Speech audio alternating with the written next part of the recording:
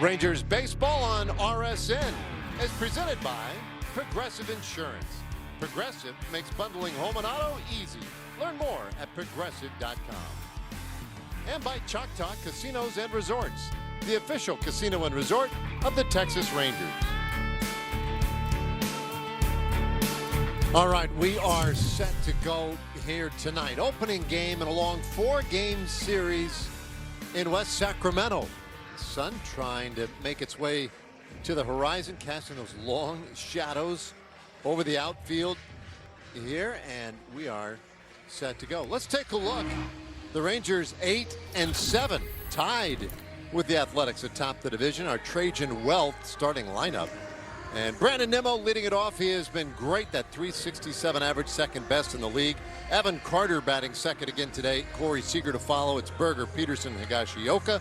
And then at the bottom of the order, Smith, Young, and Ezekiel Duran. The seasoned vet on the mound for the Athletics, Luis Severino, 6'2", 32 years old so far on the season in his 3 starts. A 5.4 ERA, the 13 walks. That's a lot for him so far this year, and 17 Ks. Now we look at the arsenal. It's fastball, cutter, sweeper, change, and slider. Rangers have had quite a bit of success against Severino as we go down the lineup. Now as we look at the Athletics defense tonight, in the outfield, Soderstrom is in left. You have Denzel Clark in center field. He can make some spectacular plays. Butler in right. Then you have Muncy and Wilson on the left side of the infield. McNeil and Kurtz on the right side. And Shea Langoliers doing the catching. Just had to take a breath because every time he hits against us, you got to hold your breath. That is true. And he will be one we will keep a close eye on, of course, when he makes his way to the plate. And they've got some guys who can mash. But the Rangers, I think they feel like they can hang right in there. Offensively, they acquitted themselves well in Los Angeles against the Dodgers. And they need to have a similar effort or performance here now against the A's. Severino starts the game with strike 1 to Nimmo. Well, I think you can argue that Nimmo has been the Rangers' best hitter. He rips that foul. Goodness. Microphones are working over there. Yeah. Nimmo, of course, the high batting average we just showed you earlier, second in the league, but a .433 on base percentage. And then, as you mentioned, Mike, just a moment ago, the Rangers, you know, up and down this lineup, you've got guys who have seen a lot of Severino and had great success against them. Nimmo 5 for 10, but he takes strike 3 called, and there is the first out of the ball game. Severino just dots this fastball here, perfectly placed on the outside corner at 97 miles an hour. He does have a lively fastball. So he'll go to work now on Evan Carter, and Evan takes strike 1. If you look at the season numbers for Severino, I know it did for me, and I'm sure it did for most people. The walks jump off the page at you, and you say, well, what? He's not throwing strikes. 13 walks in 13 1/3 innings. But the Rangers don't see it that way, the 1-1. That is outside. Ball 2.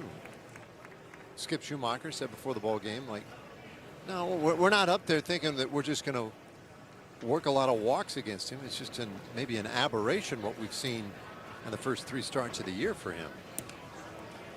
That misses in, and it's 3-1. Well, if somebody's going to get a walk early, yeah, Evan Carter will usually get to 3 balls.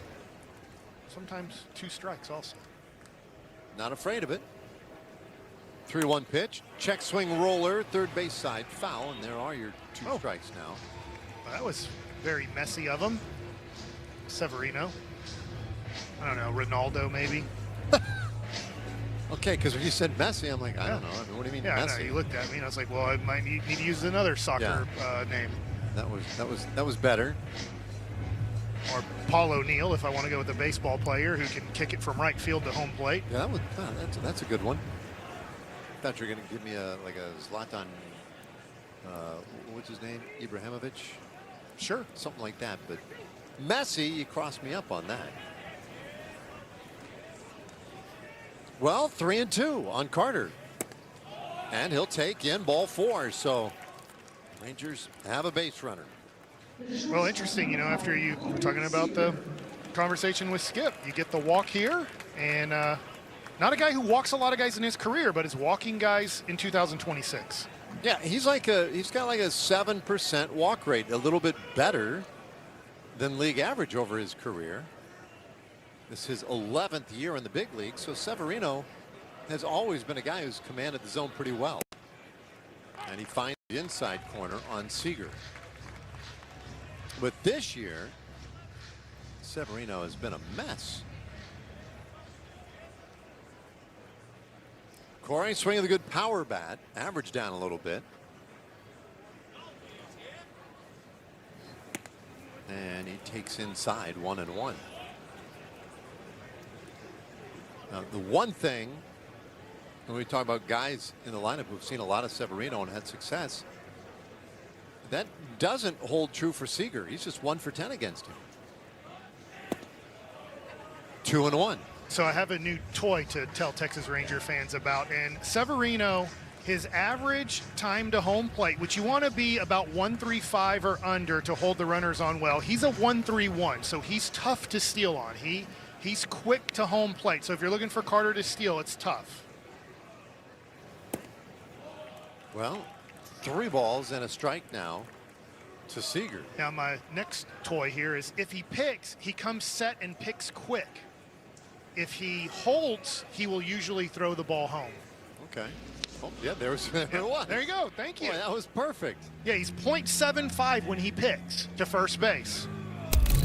So here it is. He comes set, and he's usually quick like that. Quick feet, quick hands, and then he'll hold longer to pitch the ball.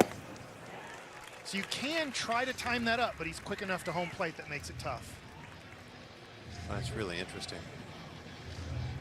So if he comes set and holds it for a little bit as a runner, most likely he's delivering the pitch. You know, like he's delivering a pitch here. Yep. 3-2, and there goes Carter, and that's ball 4. Back-to-back walks. So the Rangers have 2 base runners now with Jake Berger coming up. Well, a ball game that to this point, at least for Severino, has that 3 true outcomes kind of feel. Strikeout and 2 walks. Yeah, let's get that other outcome here. That's right. And you got the right guy at the plate for it, and Jake Berger. And Jake takes strike 1. Berger has a couple of home runs against Severino. Was 1 for 5 yesterday. And he takes outside. Severino, that was a weird finish there. You can see Shea saying, hey, let's check on him. Well, that's the type of thing that would definitely get your attention. So they'll get an athletic trainer out there along with Scott Emerson, their pitching coach. I'll say he right now is more messing with the mound than messing with his body. Like looking at his knee or leg, he's more kind of saying, gosh, I just don't feel like I have a good grip here with my spikes. But digging at the mound. Yeah. So. I'm sorry, that was Katse who went out there, not Emerson. Here's the follow through. Just his back foot almost kind of never released from the mound. Do you notice that? Like usually that back foot obviously comes through, and that one kind of just stuck. Well, something a little off there for sure. The 1-1, and Berger hammers that one deep out to left. It is gone. So Severino makes an adjustment, and Berger launched it. And the Rangers jump out 3-0 in the first. Well, this ball's absolutely hammered. Jake Berger smiles going back to the dugout. This ball leaks to the middle of the plate. Crush, you get a good look at the side angle there, pointing to the dugout, 114 miles an hour. 1, 2, 3 out comes, 3 runs for the Rangers. Yeah. Well, that is a great start to this series now. 3-0, and Severino comes right back, a sweeper for ball 1 to Jock Peterson.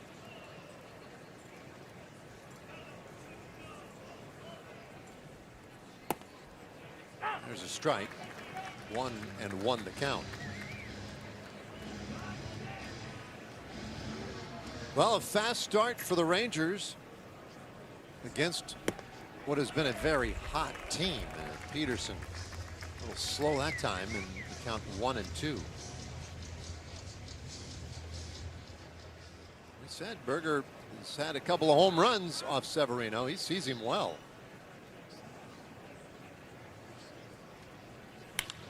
That one is hit sharply out into right center field. That's a base hit. So Peterson on.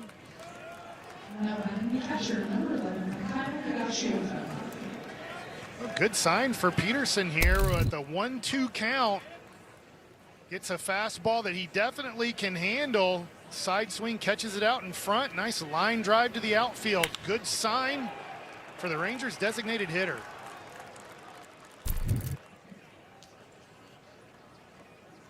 So he's aboard now for Higashioka.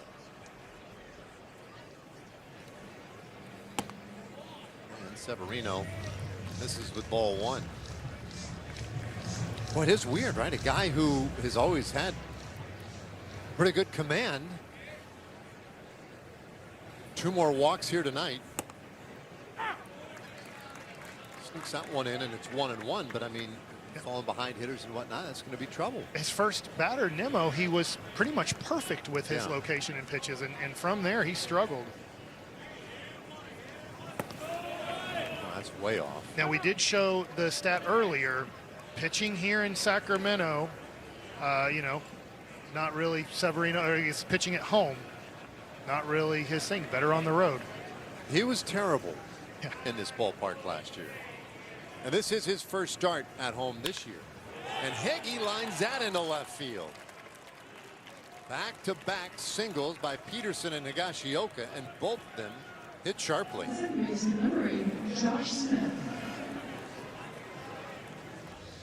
Great start.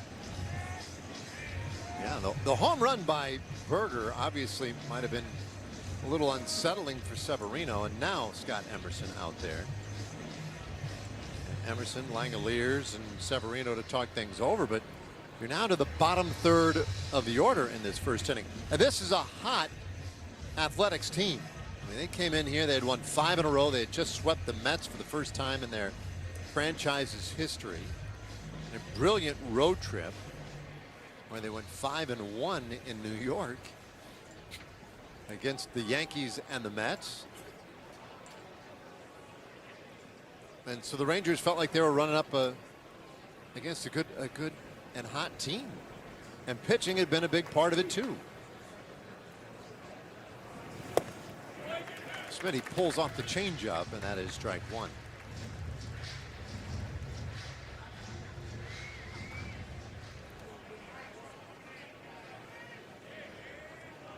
Josh, open stance there at the left side, and he takes a strike. Davies 0-2, but with the lefty up. Lawrence Butler, this not being a major league field, is really battling the sun right now.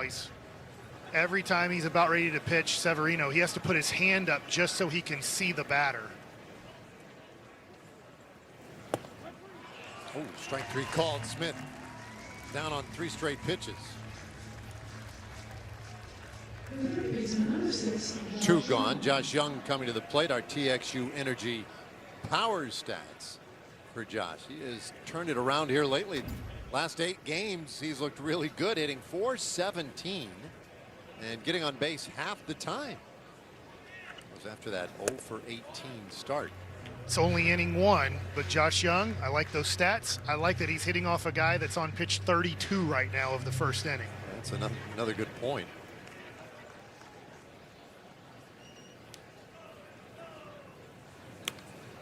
He got in on Young's hands, 1-1. That was weird. That was registered as a cutter, and it looked like it backed into his hands. It almost looked like it ran into his hands, but registered as cutter. Maybe a left-handed cutter. I think that's what it was. 1-1. That's a strike. I wonder on those, it's not like Josh Young's going to give him his game plan to us, but I wonder if he's looking off speed there, because that was a fastball right down the middle on a 1-1 count.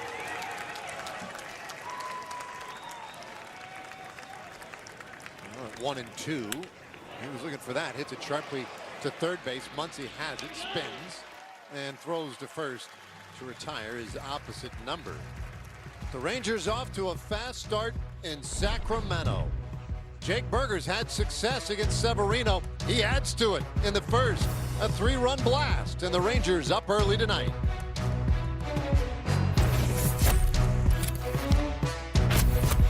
Good right now, a 3-run top of the first, and run support for Nathan Eovaldi. That always works well. Well, one of the best Rangers pitchers on the mound. 3 starts this season. Nice start last game. 7.98 so far ERA, 19 Ks to 5 walks. As we look at his arsenal, we see the split finger, the cutter, the curve, 4-seam, and 2-seam. That cutter has a 182 batting average against this year. Okay, let's take a look at the Trajan Wealth lineup for the undisclosed Athletics. It'll be Lawrence Butler in right field, Nick Kurtz at first, Shea Langoliers catching. Soderstrom, Wilson, McNeil in the middle of the order. Max Muncy again. This guy can't shake him. He's at third. Cortez and Clark rounding it out. A's 8-7, tied with the Rangers atop the West Division. 2 teams a half game clear of the Angels. And Eovaldi gets that first pitch in for a strike to Lawrence Butler. Butler with the average at 174 to start the year. And this one got in on the hands, a bloop back near short, and right behind second base. Seager makes the catch, 1 away. Well, let's look at Corey Seager and the Rangers defense, brought to you by Defender. Ezekiel Duran getting the start again in left field. You have Carter and Nimmo also in the outfield. Josh Young and Corey Seager on the left side. Josh Smith and Jake Burger on the right side of the infield. And Kyle Higashioka doing the catching tonight. 1 out. And here is Kurtz. Very interesting start to the year for him. And he'll take strike 1. This guy is a terrific hitter. We were here about this time last year when he made his major league debut. And since that time, all he has done is just knock the socks off the baseball world. Big swing and a miss. 0-2. Now, they liked him so much that they had him batting leadoff. He batted leadoff for 8 games and now takes time out. Now batting second. He hit his first home run of the year yesterday after going 47 at bats without a homer. It's a long stretch for him. And Eovaldi trying to maybe push him back a little bit with that one. Great 0-2 pitch right there. Up, in a little bit. See if he goes off speed here. 1-2. And he did. The splitter is low. It's 2 balls and 2 strikes. Kurtz is seeing probably fewer strikes than the average hitter these days because of his terrific year last year. 36 home runs in 117 games. And he takes a mighty hack at that, but pops it up foul out of play. Kurtz was the rookie of the year in the American League. He and his fellow teammate Jacob Wilson finished 1 and 2 in the voting, but Kurtz was the winner. Anyway, this year teams being a little more careful with him, and he's walking a ton as a result. Pulls that foul. Doesn't that give the Athletics like 2 extra draft picks in the upcoming draft? I think that's like your reward for winning Rookie of the Year, and if you finish second, you get like another pick. Do you really for second? I think you might. I knew winning it. Yeah. Got you a pick, which is a big deal. But if you get 2 by going 1 and 2, that's pretty awesome. Valdi's 2-2, and that was close, but he missed with the curveball. Kurtz, for such a big guy and a power swing, he does have a good eye at the plate. This is a good curveball that's in the zone for a long time.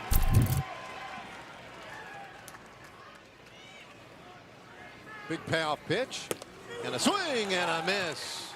Eovaldi got him with the splitter, his first strikeout tonight. Well, he throws a splitter that stays up here. Maybe not the location he wants, but it fools Kurtz and gets the swing and miss. It would have been a strike, but usually he doesn't want to throw a split finger at the top of the zone. Yeah, that is a really wild little sequence there. Langoliers pops one in the air, foul, out of play. Shea Langoliers. If you just shuddered in your living room hearing those 2 names, well, I get it. He has 5 home runs, 10 RBIs already this year. He's in a whole 0-2. Now, folks in Grapevine probably saying like, no, he's the pride of Grapevine. And he is. Good Baylor Bear as well. But man, has he dealt the Rangers fits over the years.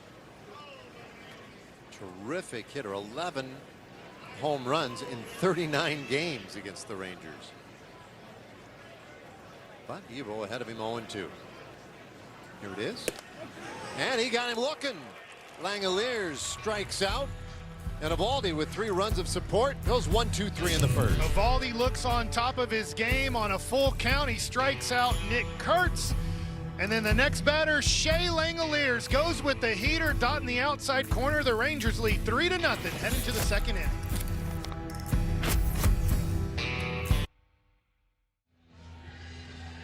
Luis Severino's track record against the Rangers looks solid, but that's until you look at this lineup. Of the 10 Rangers who faced him, 7 are batting over 500, including Ezekiel Duran, who's at the plate now, and of course, you guessed it, Jake Berger, who just hit his 3rd home run up with him. And when I spoke with Rangers hitting coach Justin Bealey today, he said it definitely helps these guys mentally, but it also helps them game plan in a different way, because when they know they've hit a certain pitch, they can start to anticipate what he's probably going to avoid. So, Mike, I'm curious for you, when you faced hitters who you knew had success against you, how did that impact how you game planned against them?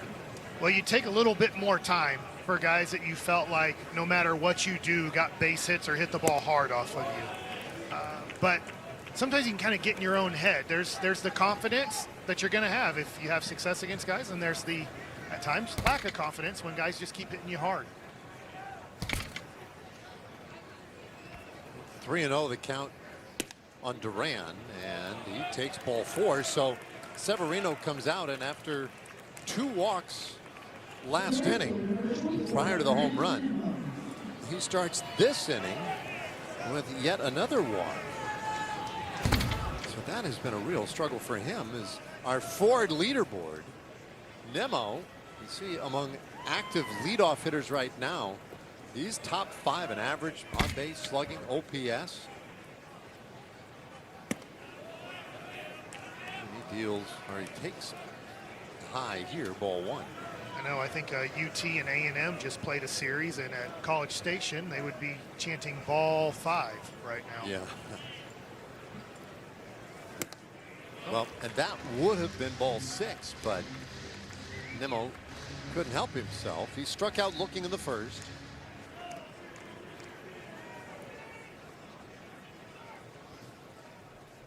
Right-hander readies, fires, and that's fouled back. I will say good news for Brandon Nemo at the plate and his other right fielder, Lawrence Butler, is the sun has gone down enough that they don't have to battle the sun the rest of the game. Yeah. Yeah, it's a problem early on, but it does disappear quickly. That one's in. 2 balls, 2 strikes. So I know it's a 2-2 count. It is what it is. But so far, he's thrown 8 pitches and only 1 he's executed for a strike. Small lead for Zeke over at first.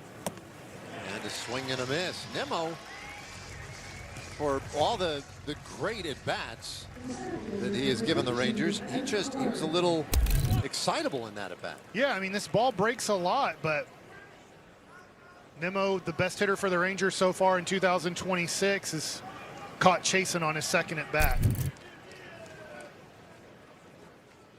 Oh, the one out. Here's Carter. Big toss over to first. Man, that is a really fast move. His feet are really quick. It almost looks like a jump move when he goes. Boy, I don't, you know, so I would need to have to reread the rule book to be like, it kind of looks like a jump pick, doesn't it? It does. Just a little bit. You're not supposed to be able to jump like that. Yeah, that seemed really borderline to me. But he's doing it very fast, which probably umpires have a tough time seeing it. Well, there goes Duran. The pitch is strike. Throw down to second. Was to the wrong side of the base, and Duran is in there with a stolen base. Boy, this looks like a great slide because the ball, I think, is there in time.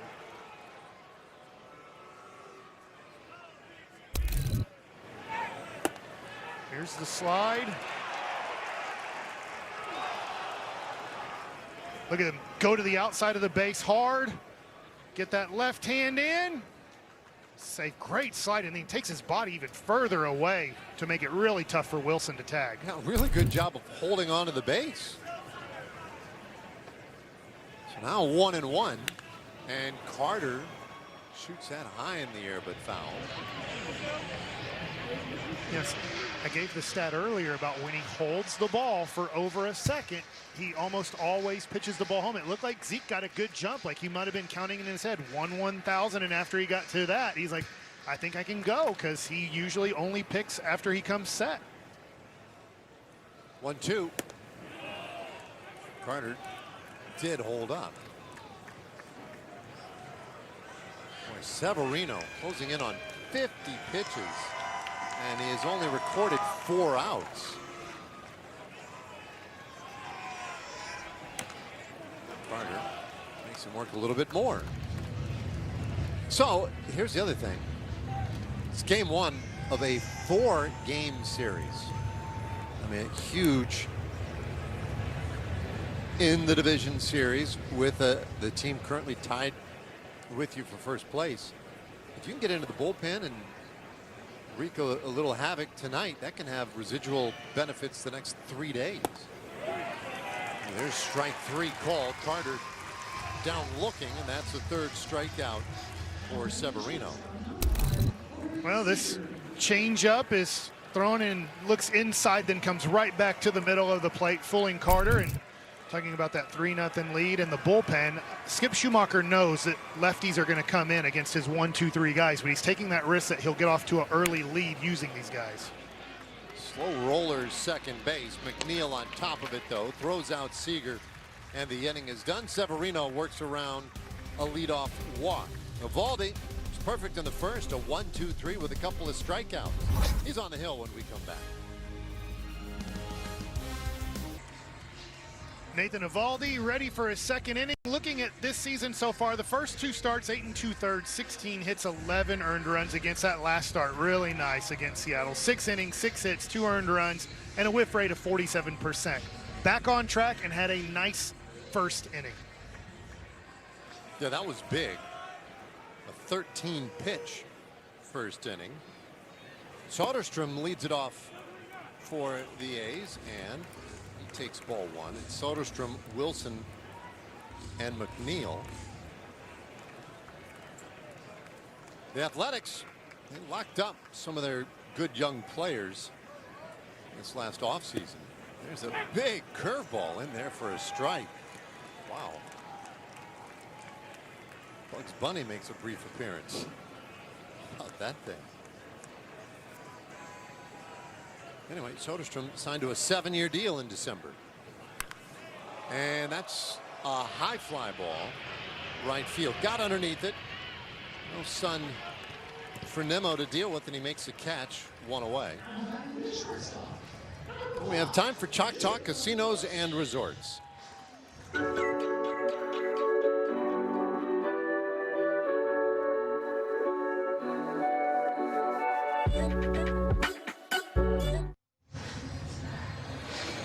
So with one out, here's Jacob Wilson. First pitch to him, and it's a comebacker. Snared right out of the air by Eovaldi. 2 down. Wow.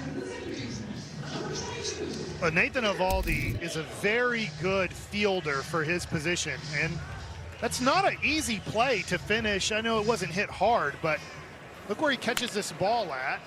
Honestly, if he doesn't put a glove on it, it was hit so soft. It was going to be a tough play for Josh Smith. If that gets by Eovaldi, might be a hit. McNeil. Jeff McNeil, he takes ball 1. What did Evo think of that? He wasn't happy with the execution of that pitch. The great thing is, though, he clears the mechanism now. You always know how Eovaldi feels about it after the pitch. This one back up the middle. Over from shortstop, Seager, and he throws it to first in time to get McNeil. All right, a 1-2-3 for Eovaldi. We head to the 3rd inning tonight. Rangers up 3-0. All right, let's look at our Choctaw Casinos and Resorts game within the game. We look at Sutter Health Park last year. MLB ranks this is a good place to hit. Runs per game 2nd, slugging percentage 3rd, home runs per game 2nd, and combined ERA 29th. That's called a hitter's park. Yeah, they've only played 3 games here this year. This is game number 4. When you take those numbers and then last year's numbers and you put them all together, and Coors Field yields maybe a little more to hitters, but not much more.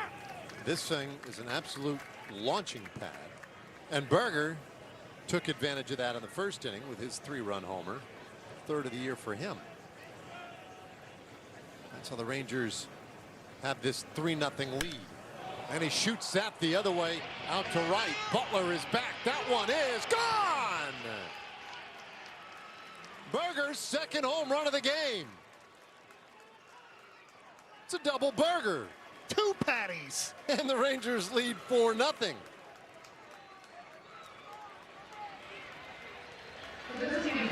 There's a smile on Jake Berger's face the 2nd time. Somebody's smoking. Fastball right down the middle.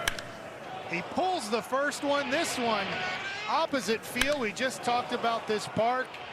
That one hit hard enough and carried well. And that is the honey hole out there. Yeah. For hitters. Watching batting practice today, the ball seems to want to cut over that way. And the wind's not even much of a factor at the moment, as Peterson takes one off the plate. 1 ball, 1 strike. Jock had a base hit in the 1st inning. Rangers with 4 hits so far and 3 walks. So they've had a lot of base runners early on. 1-2.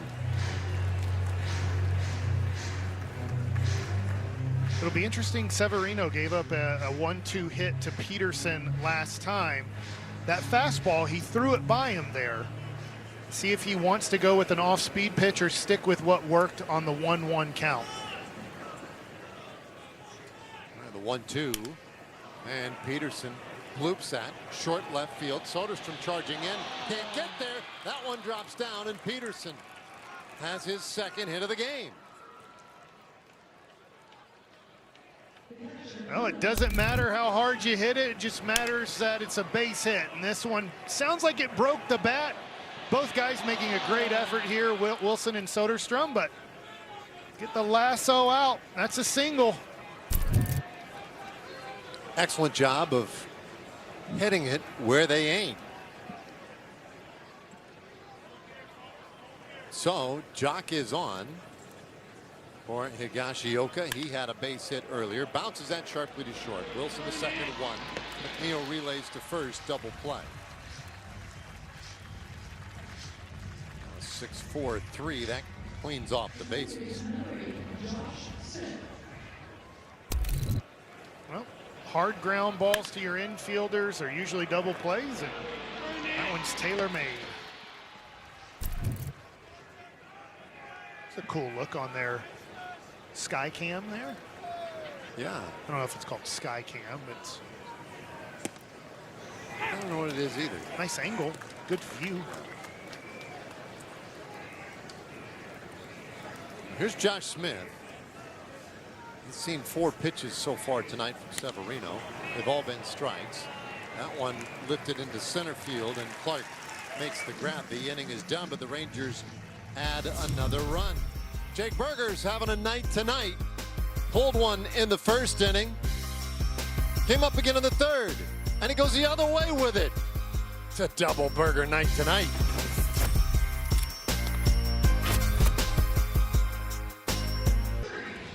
Jake Berger now with 4 home runs against Luis Severino, and I did ask him today about the success that he's had against him, and he was very nice. He said, you know, it's just one of those power-on-power type matchups where he's left some pitches in the heart of the plate that I can do something with, and then there's other at-bats where he's getting me out with his best stuff. But he also acknowledged, you know what, there's some guys in the game that you just see better than others. Yeah, I mean, that is when it's in your favor, it's a great thing, right? And there are pitchers who just dread facing guys because whatever they throw up there, they just seem to see it well. And likewise, there are hitters who just cannot figure dudes out. It's a part of the game that is somewhat not understandable. We try to understand it, but sometimes you just have a guy's number, and sometimes no matter if the pitch is right down the middle, you just swing and miss it. Max Muncy reaches with a base hit, first base runner tonight for the Athletics. Thought he was on the Dodgers. Yeah, I mean, he's tailing us, man. Max Muncy, third baseman for the Dodgers. He had a great series when we were down there. Now Max Muncy for the Athletics. He gets on, first base runner of the night for the A's. Different Max Muncy's, but same position.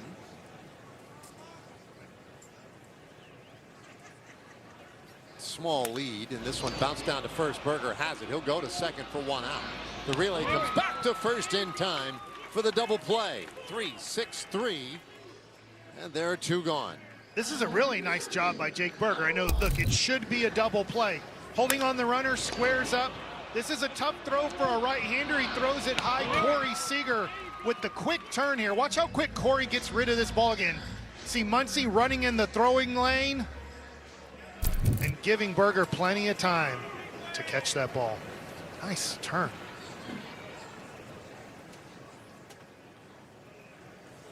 You ever find it interesting that if you're running to first, and now if you're running on the line or inside the line and the catcher or pitcher throws it and it hits you, it's interference. But if you do this, it's not interference. He's not really running at the base. He's running on the grass. Yeah, I mean, I guess I understand the rules. I understand why they're made the way they are. But you're right. I mean, it is. You're interfering the same way if you're running to first. Yeah. In fact, when you're running inside the line to first, you're actually running towards the base. Yeah. The running down to first, though, is a little bit. That's a little cheesy. There's a little bouncer third. That goes foul. Well, if you get on the grass, I get it. Right. But I was just watching Clark run down to first. He was running inside the baseline towards the base there. So it's just kind of, well, not kind of, it's where the base is. Yeah, well, that is true. That is very true. The base is from the outside edge of the baseline, 15 inches toward the pitcher, right? I mean, yeah, that's where the base is. Clark, by the way, excellent speed. Very fast runner. He's had a little trouble, though, batting ninth for this team. He's had trouble getting on base.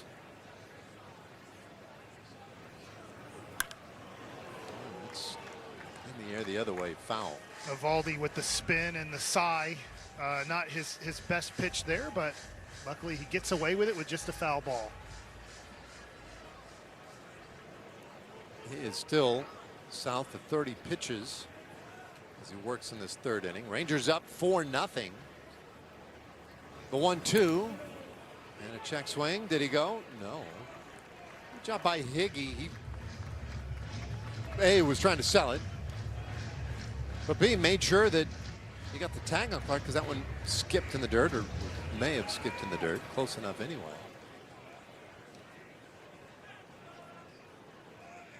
So 2-2 the count. And here it comes. There's a swing and a miss. Got him on the curveball. 3 strikeouts for Eovaldi.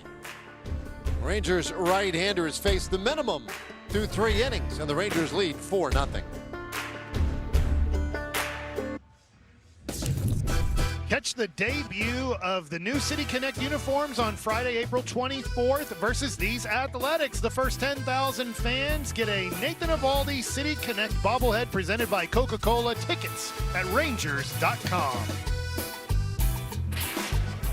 We've played 3 innings so far tonight. Josh Young will lead it off here in the 4th as Severino deals strike 1 to get us going. Rangers have really worked Severino nicely. 3 runs in the first inning, a run last inning. 0-2 the count. We've managed 3 walks against him. Total of 5 hits so far. So they have applied pressure to the A's right-hander all night. I will say the one thing for Severino is he settled down the pitch count. Yeah, it jumped. I mean, 34 pitches in the first inning. So to be now in the 4th where he is really not so bad. 1-2. Now the Rangers could just about deal a knockout blow this inning, though, if they really put pressure on here. Whoa, strike 3 called. Young didn't love it, but didn't challenge it either. Well, this ball comes back to the plate. It's close. And our board has it as a definite strike. Yeah. It's a good pitch. That ball moves like 3 inches. That last probably 10 feet to home plate. Now Duran, and he fouls back that sweeper. Zeke walked in the 2nd inning, and I believe that was on 4 pitches. Yep.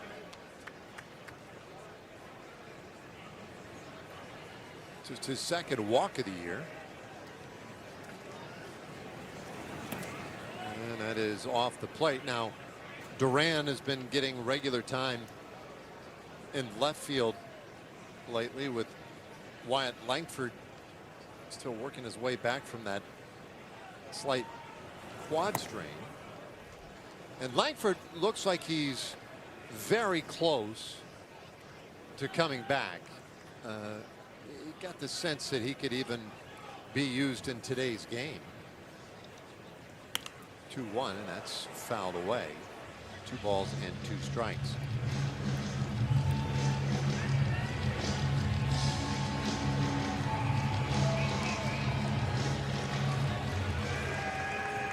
Langford doing more running today, more hitting. And there's a swing and a miss. Duran strikes out, back-to-back Ks. Start the 4th. Well, this is important for the Rangers that they got the big 3-run homer in the 1st inning, because Severino is a good veteran pitcher, and it's taken him some time, but he has, to me, found his stuff, his location. And that's why at times these good pitchers, you want to get to them early if they're not on. This to me would be an interesting at bat right here with Nimmo.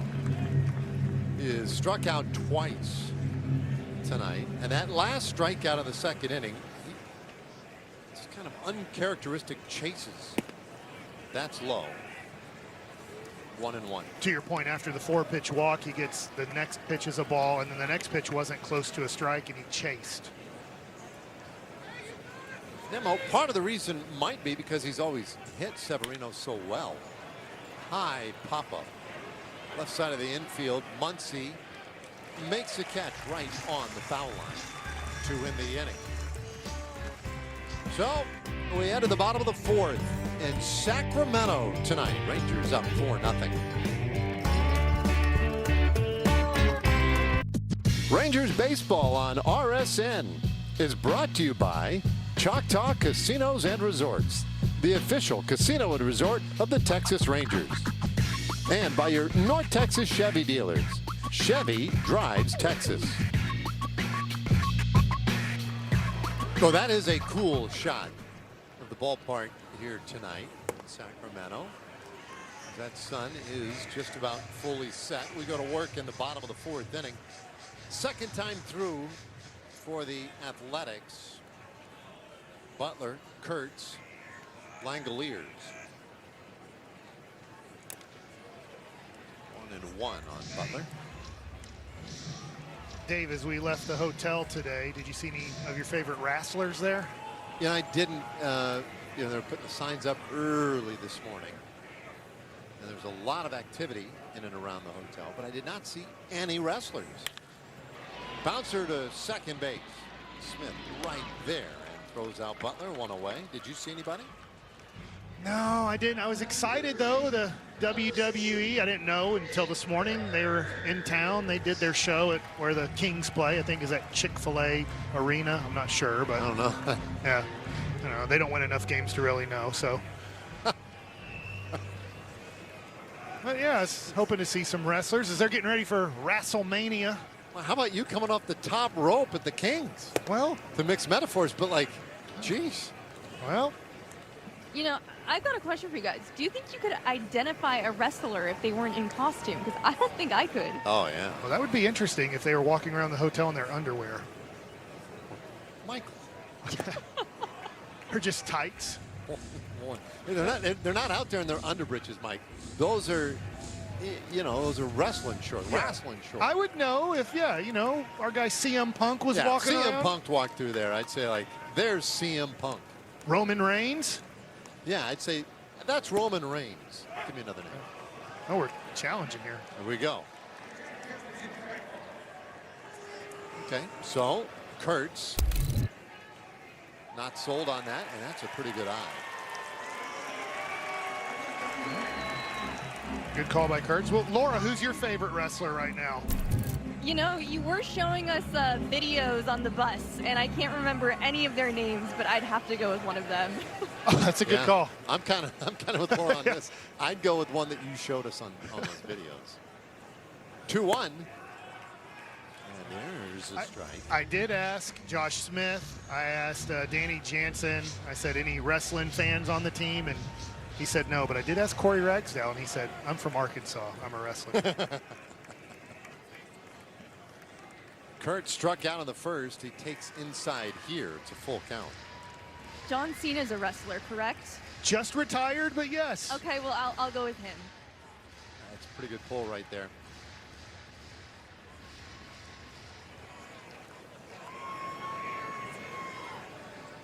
Valdi at 3-2 to Kurtz. Here it comes. And that's fouled back. Well, maybe I think their show's done. Maybe they'll come over and watch some Major League Baseball. Oh. The wrestling would already be over? Yeah. I think from here it was 4 to 7 o'clock. Oh. Because the West Coast. Well, that's true. Yeah, that makes sense. 3-2 pitch. And a swing and a miss. Kurtz strikes out for a second time tonight. Boy, great splitter, but let's see how he sets this up here. Goes with the cutter in on the hands. Kurtz just misses that one. So let's not repeat that pitch. Let's go with what I consider his best strikeout pitch, the splitter, right below the zone. He gets Kurtz in his first at-bat with a splitter up. This one, splitter down. Now Shea Langoliers. And he'll look that up the middle. That's a base hit. Langoliers is on. I hate saying this, but with Shea Langoliers facing the Rangers, that might be a win. We've seen worse. And our Chevy under the hood, to your point, on Shea Langoliers. He has been a real pest against the Rangers, but Keller High School graduate. He was an all Big 12 at Baylor. 11 RBIs against UNO. University of Nebraska at Omaha in one game. This one in the dirt, bounces away. And Langoliers will go to second. A wild pitch. Yeah, hopefully with 2 outs, this doesn't hurt you. If you get the hitter out, it doesn't matter. But you now put Langoliers, who doesn't have great speed, in scoring position. It's interesting because so far 3 2/3 Athletics haven't scored. But Nathan Eovaldi not excited about the way he's throwing the ball tonight. No, you're right. I feel like time's a little frustrated with himself. The 1-0. And that's chopped straight down. Competitor, ultimate competitor. I know that reading kind of the book when I was pitching, the mental ABCs of pitching, you don't want to just be satisfied with results. Because results can sometimes fool you if you're pitching well or not. They'll usually play out in the end right, but you want to execute each pitch one at a time, like that. That gets him ahead of Soderstrom now, a ball and 2 strikes. Now, this is a great cutter here. Look where Higgy sets up, and just great location. Yes, off the plate, but tough to lay off of for Soderstrom. Evo looking for his 5th strikeout of the night. And we'll get it on that one. Buries the splitter. 2-2. He's gone with 90 in there. Got the swing over the top. Went with the splitter down. So he maybe run a fastball at 95 at the top of the zone or just above here. Just thinking of sequencing and how you can make that 95 look harder than 95. Going away, and there's a bouncer to shortstop. Seager is there, and he throws out Soderstrom. 2 in the inning. Athletics get another hit, but they'll leave a man for the first time tonight. We go to the 5th inning with the Rangers up 4-0.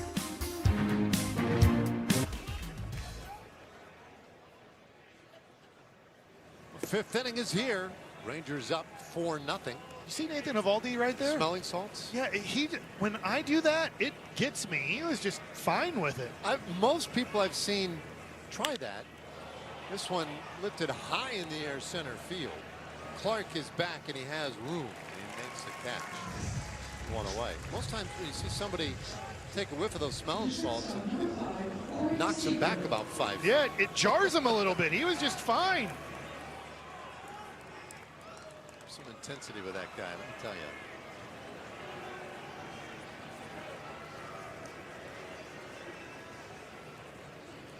Corey Seager now. 0 for 1. He did walk and score in the 1st inning. And he hits that ball in the air deep out to right field.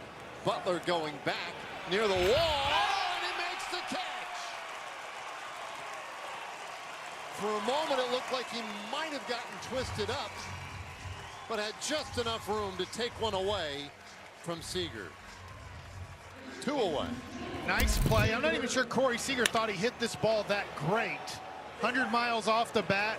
Lawrence Butler gets back about a 5-foot wall there and doesn't have to leap, but gets back in time with the multicolored glove and robs a home run. 2 down, and we'll see how aggressive Severino wants to be here with Berger. Do you think that was a homer off the bat? Yeah, I was pretty certain it was, and partly because it was Seager, and partly because when you hit a ball to that part of the ballpark, usually it goes out. There's been almost no wind tonight. Normally it's whipping out there. 1-1. That's ball 2 to Jake. And those flags are just tuckered out. They're doing nothing. Taking a nap. Yeah. Don't wake them up. The 2-1. And that is inside. So Berger, a 3-run homer in the 1st. He pulled that to the alley in left field. Then he went the other way to right in the third. So we need a center field one here. That's right. Take a strike. Oh, that was kind of a center field pitch right there. Okay. Berger taking his time here. Give Severino a lot of credit after the first inning to be able to have 2 outs here in the 5th and only be throwing his 81st pitch. 3-2. Popped up right side.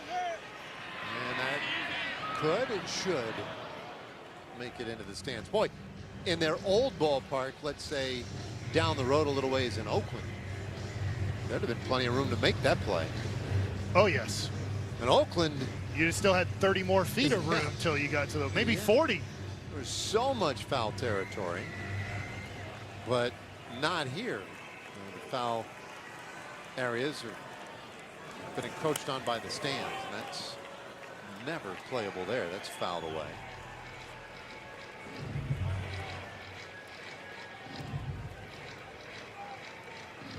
This is Sutter Health Park in West Sacramento.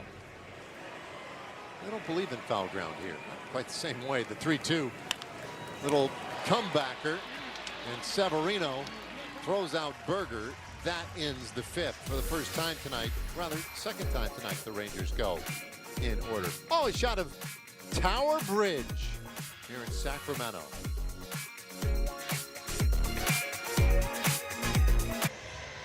Skip Schumacher looking on, happy with what he's seen so far.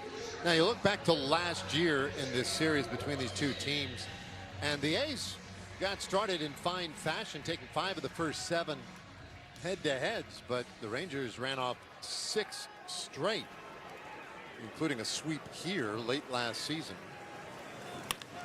It's a ground ball in the hole, shortstop, long throw for Seager, and it's in time. They get the out to start this 5th inning. Wilson hustling down the line, but Bernard. Seager just so consistent here. The backhand about 3 steps, plants the back foot, gets rid of it quickly, and throws a perfect strike. And every pitcher, especially Nathan Eovaldi, loves nice defense behind you. He's so great about that on Evo. Acknowledging all the efforts of his teammates as McNeil now takes strike 1. So Jeff McNeil, the former Met, now an Athletic. He grounded out in the 2nd inning. He's off to a good start with the A's. Bounces that one through the right side. That's a base hit.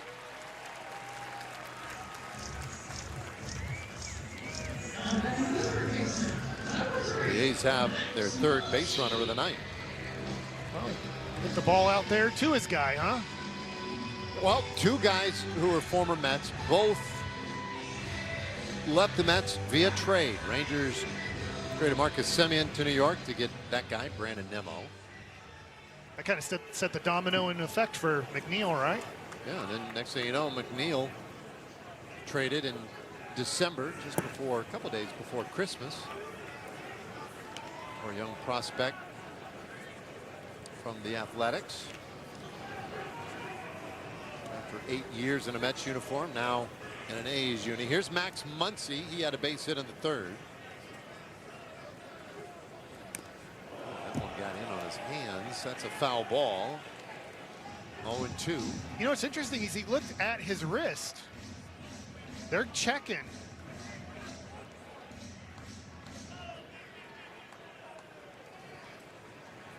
Well, they do want to challenge.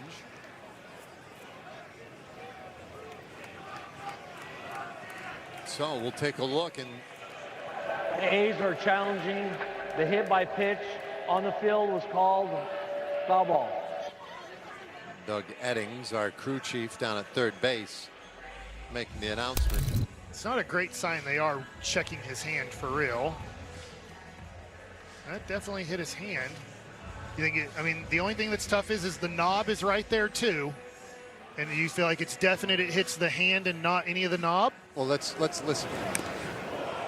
Sounds like some wood there. Yeah, I'm with you. I kind of think that audibly it sounds like. How much do you think New York's listening for sound? I don't know. That's interesting because I do think if you listen to it, that might give you a little different perspective on it. That it hit both? That it hit both. And his reaction was interesting. Yeah, it wasn't like, hey, that hit me immediately. He knows it hit him, but also it probably hit the bat. So here's... After review, the call is overturned. Was hit by pitch. Runner on first. A's retain their challenge. And that's interesting to me because obviously to overturn that, you have to say that this was clear and convincing. In other words, that it didn't hit the knob at all. And maybe you can say that. I don't know. I mean, they did. They can say whatever they want. So Muncy is on. Big situation. You have a 4-run lead, but you'd love to get a double play here. You have the bottom of the lineup. Cortez hitting to a double play last time. Yeah, worked out when he came up in the 3rd inning. See if Eovaldi can get him to do it again. First time tonight, the Athletics have had 2 men on base. And that pitch is down low for a ball. So Cortez came in hitting .333 with a home run. Walks a lot, doesn't strike out. And he takes outside.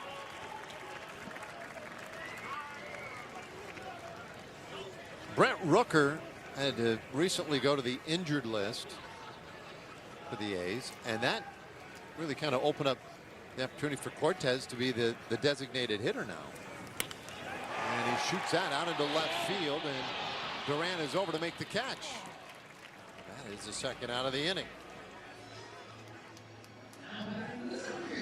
I was afraid off the bat, Dave, that this was going to drop in front of Zeke, but this ball had enough backspin and carry that it easily gets to the left fielder there.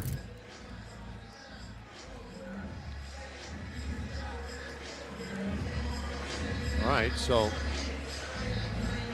now a little visit.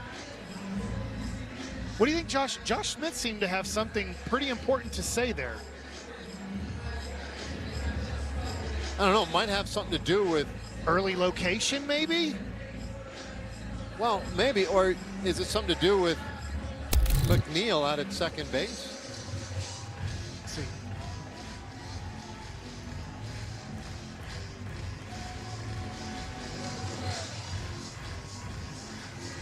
Said something in the end there.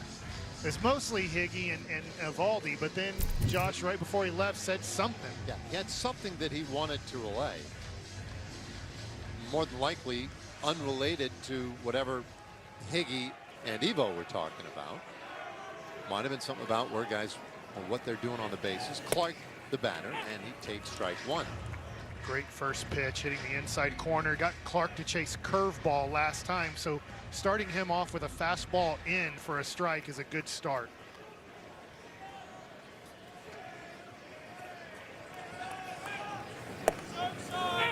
Boy, just like that, 0-2. Sometimes hitters will go up there. Yes, they have the scouting report and say, he's not going to get me on soft away again. And now all of a sudden he's looking soft away. First 2 pitches hard in.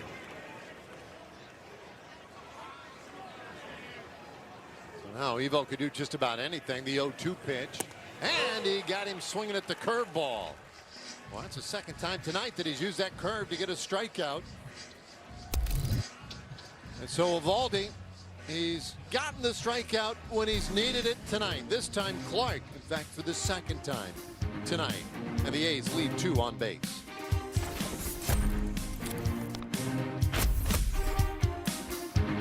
Four nothing Rangers. We head to the 6th inning. Nathan Eovaldi with a big strikeout to end the 5th. Let's watch this sequence here where he goes hard in to Clark to get him think, well, he's just going to pound me with 94, 95 inside. And then here comes the curveball that starts off middle and dives away from the plate. great job of pitching. That was the one he wanted to throw, Eovaldi, but he had to set it up to get the chase. Jock Peterson 2 for 2 tonight, leading off the 6th inning. And Severino, boy, after the first inning, I don't know that I would have bet on Severino pitching in the 6th inning tonight. But here he is. He has retired 8 in a row and kind of gotten this thing back on the rails. There's a strike, 2-1. I know he's not on the Texas Rangers, but this is something where a guy like Rocker and Leiter can watch a guy who gets beaten up early in the game, gives up 2 early home runs, pitch count high, and is able to fight and battle and be efficient enough to give himself a chance to get 3 outs in the 6th inning. And also save your bullpen for this series. Yeah, I mean, it's a 4-game series, man. And it is a big deal exposing your bullpen early. Oh, that is strike 3 called as he runs that 2-seamer over the inside, and Peterson back to the dugout, 1 away. He has this 2-seamer working to lefties here where it's Adam and then heads back to the plate. This is, look at the movement here. Yeah. That's a lot of movement on 96. So 7 strikeouts now for Severino. Higgy takes strike 1. Higashioka, a base hit. He's also bounced into a double play. And he waves and misses at the cutter.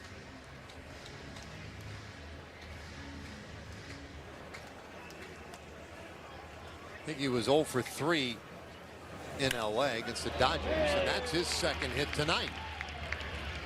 So moving up north, has agreed with him. 2 for 3 tonight. All right, let's check in with Laura. Well, sometimes the hardest adjustment is swallowing your pride, and Kyle Higashioka, we've seen him have a great start to the year, but he actually switched to a shorter bat earlier this season. Last year, he waited until about halfway through the year.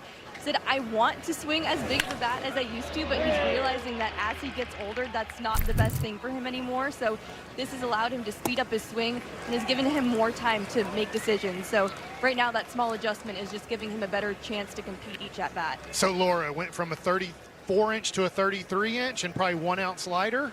Yep, 34 to 33-inch was the difference, but it's the same weight, but the just difference in the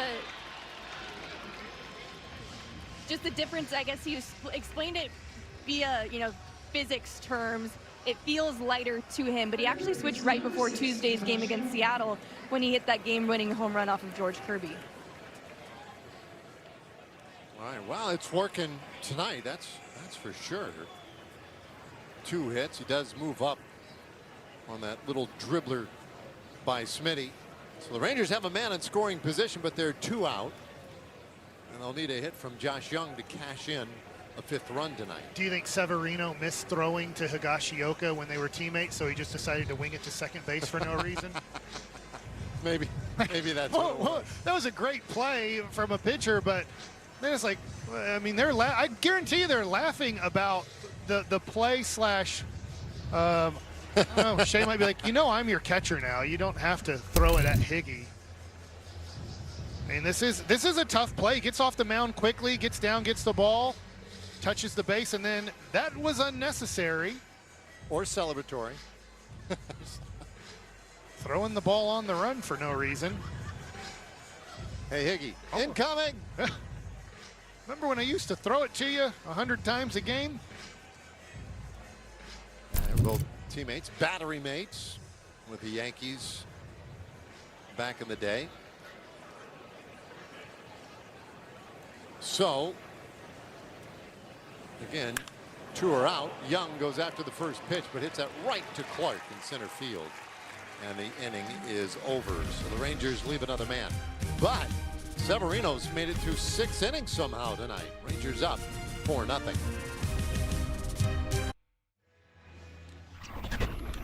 Well, Nathan Eovaldi might not think he's throwing his best, but man, right now the stats would say different. He has 5 strikeouts through 5 innings, has only given up 3 hits. He's doing it on the curveball, the splitty, and sometimes on that fastball.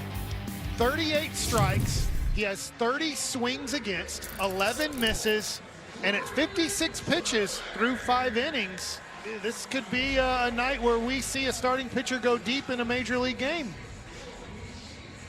Well, he's certainly in a great position to do it. And this will be, I guess, for us, a little insight into how Skip Schumacher thinks, how Jordan Teagues thinks, what kind of intel that he would pass on or opinion that he would give Schumacher as well.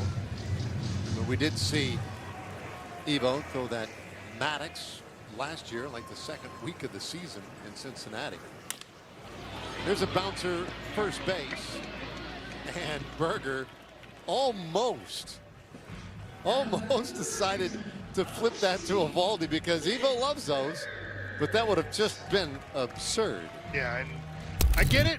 Maybe there's a few dollars here and there or a dinner, but you're right next to the base. Touch it, please. Yeah. So, 1 away. And Kurtz, who is 0 for 2, stands in. Kurtz, by the way, that's 26 strikeouts now. So he's walked a ton, 14 times. But he also strikes out a lot. Eovaldi's gotten him swinging both in the first and fourth innings.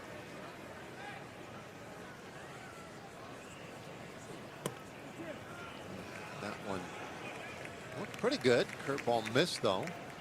Thought it might have caught that inside corner, but nope. Here you see the strikeout rate and the walk rate both extremely high for Kurtz. And it's 2-1. What a perfectly executed splitter on 2-0 instead of maybe giving in up 4-0 and just throwing a fastball and seeing what happens. He just perfectly executes a splitter there.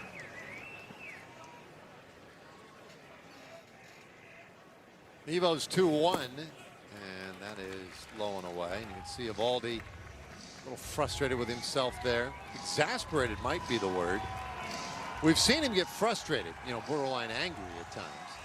There, he just had the look of like a disappointed father, you know, came back and he's kind of such an expressive face. It's like, ah, yeah. 3-1, and he misses ball 4. First walk that he issues tonight. Gives us time I for do think Globe about Life. my family's future. That's what I trust Globe Life. They've been helping families for more than 125 years. Globe Life. Make tomorrow better.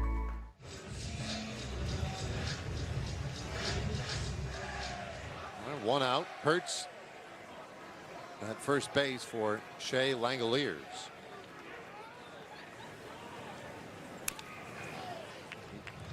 Taps.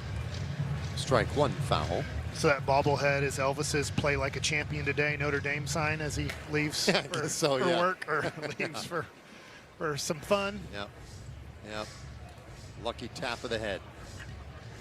I wonder if that annoys Beltre from a distance. Probably.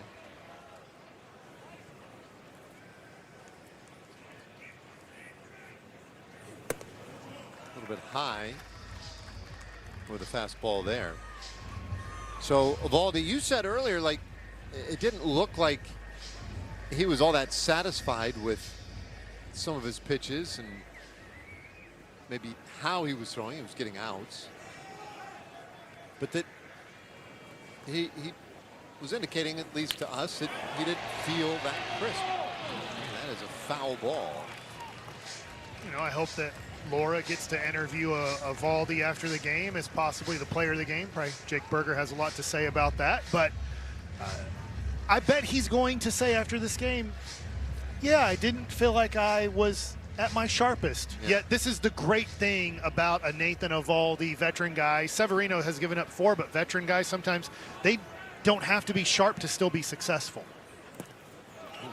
Backhand effort by Higashioka, but he didn't get it cleanly, and that allows Kurtz to scamper to second base.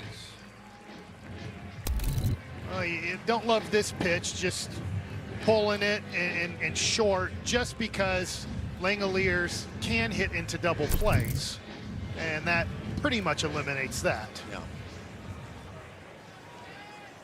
At least your routine, I guess, double play. Maybe a line drive. Yeah, you get a him out line second. drive, for sure.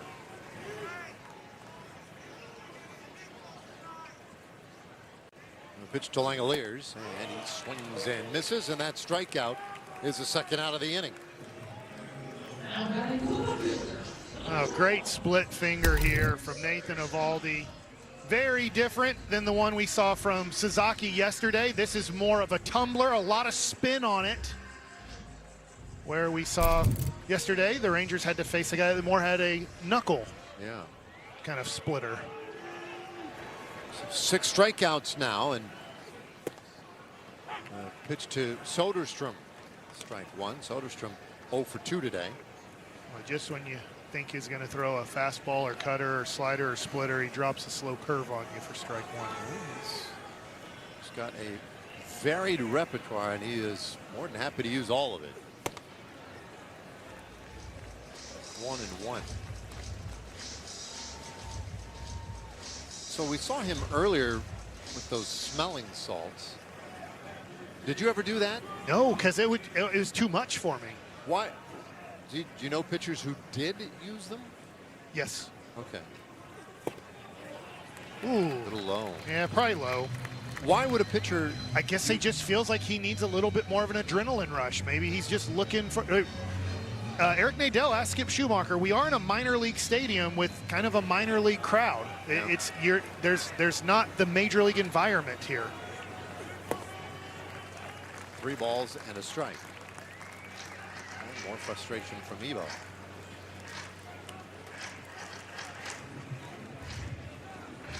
Yeah, I mean, and Eric's point with Skip Schumacher was, look, we had 53,000 on Friday, 53,000 on Saturday, 48,000 on Sunday down there at Dodger Stadium, and then you come here and there's like maybe 8 or 9. And would guys suffer from maybe a little bit of a letdown? So that's interesting. Maybe that's why he tried him. Well, this is just as Nathan Eovaldi, we talked about it, hadn't walked anybody. Now has walked 2 guys in this inning. Now it is the heart of the order. This was the top of the order for the 3rd time. So even though the pitch count's at 73, you know, you just wonder early in the year, is he running out of energy? Jacob Wilson, and he has the stance with ants in his pants, and he's had ants in his pants this game. He's just swinging at the first pitch every time. So let's see what he does here. Lined out and grounded out. And that time he takes strike 1. I think that's his first take of the game. I'm pretty sure was first pitch, and then next time first pitch. Oh, well, got away with one. Good framing, Higgy.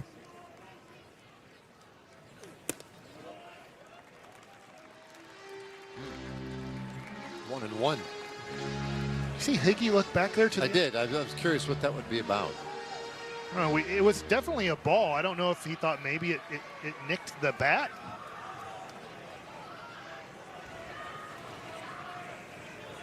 One one. And this was lifted down the right side, foul. Here's another. Well, let's take a look back at the one where Higgy looks back here. Yeah, maybe he thought it was a foul ball. Look, I think he's asking. No. If you held the ball on Jacob Wilson, if you came set with 7 seconds and just held it for 6, what would Jacob Wilson do? He'd end up in the left-handed hitter's batter's box because he starts to scoot. It's like a little bit of a shimmy with those feet. Watch, he keeps getting closer and closer to the plate. If you just held it. Bloop out on the right, coming in for it, Nimmo, and he makes the catch. And the inning is over. Oh, that one looked like it might just sneak in, but it's another scoreless inning for Eovaldi. 6 shutout to start this series in Sacramento.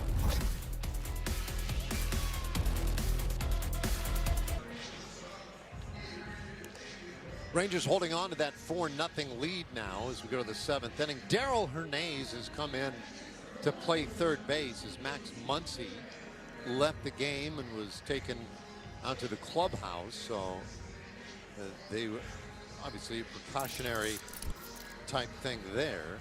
Muncy, remember, was hit by a pitch on the hand in the 5th inning. Jack Perkins is the new pitcher. First man up out of the pen tonight. And the right-hander's first offering to Duran off the end of the bat. Tapped back in Perkins' direction. He makes the play, and that is out number 1. Gives us time here for Kia.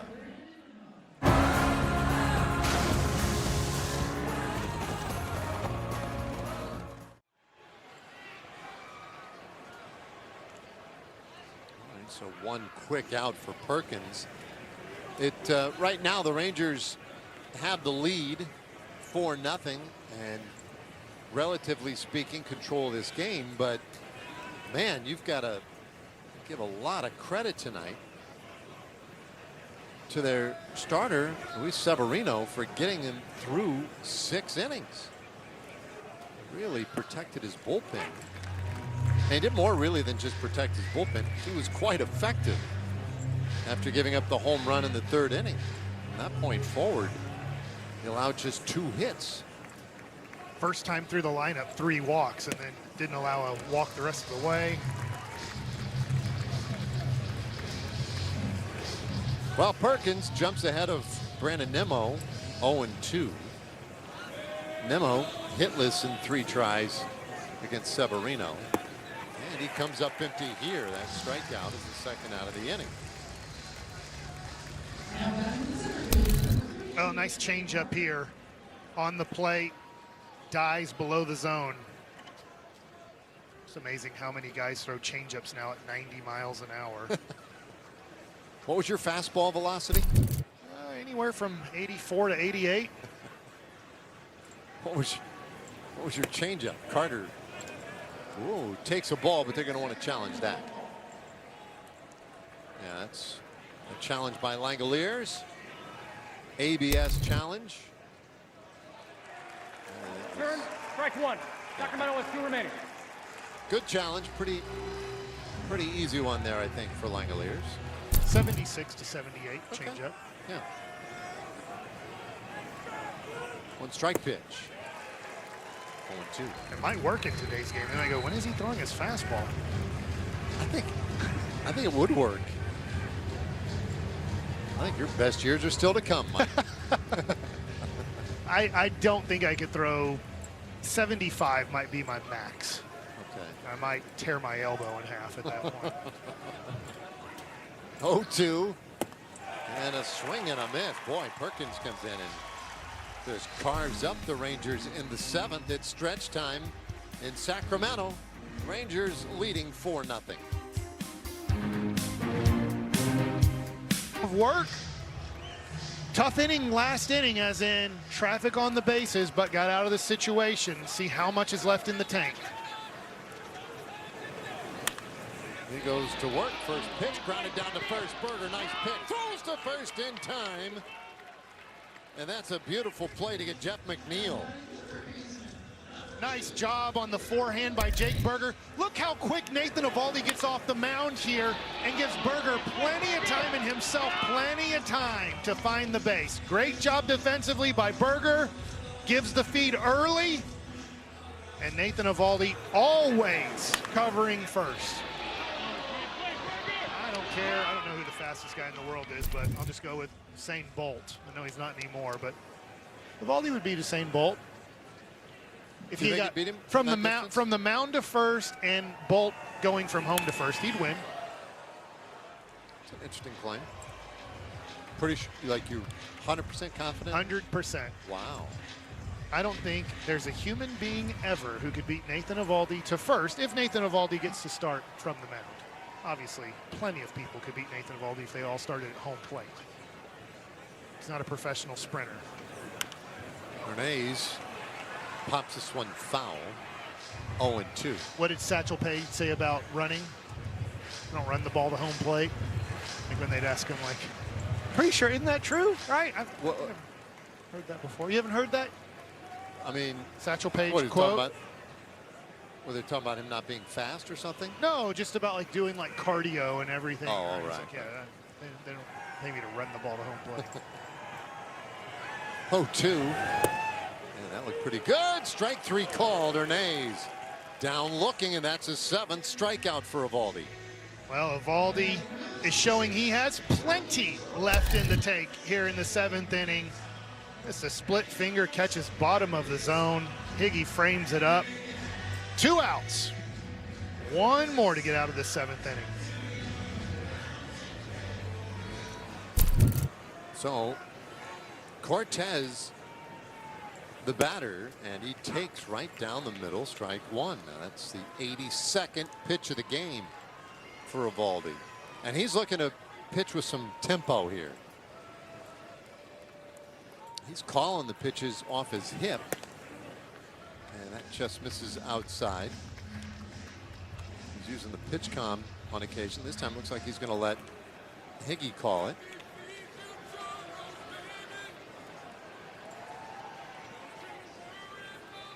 Here's the 1-1. And that's in the air, center field. Takes Carter back there just in front of the warning track. And he makes the catch. And so now Eovaldi through 7 shutout innings, 84 pitches into the night. Right-hander with some of his best stuff going tonight. Our Baylor Scott and White health game diagnosis is Jake Berger with all the runs batted in the 1st inning. It's a 3-run homer. He comes up in the 3rd inning. Oppo Taco solo shot. 2 homers on the game, and he's on deck wanting a 3rd. There's a swing, and that ball's hit hard out to right field, and that one gets over the head of Butler and then bounces up into the bullpen. So Seager, who had a home run taken away his last time up, ropes a double into the bullpen this time. Well, this ball's hit hard at 100. I believe the other one was 100 too. Lawrence Butler just didn't look very comfortable running for that ball there. Carried on him more, didn't it? He was going across, and he's like, oh no, I got to go back further. Yeah, I think it carried him a different trajectory. I mean, that one got out to him really quickly. But here's the guy you were talking about. See if Berger can add to an already fabulous night. Perkins gets strike 1 past him. 4 home runs now in the year for Jake Berger.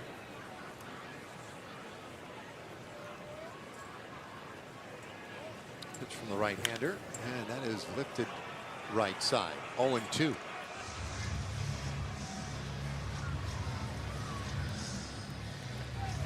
Well, Jake has provided all the offense, and the 4 RBIs tonight for Berger matches a career high for him.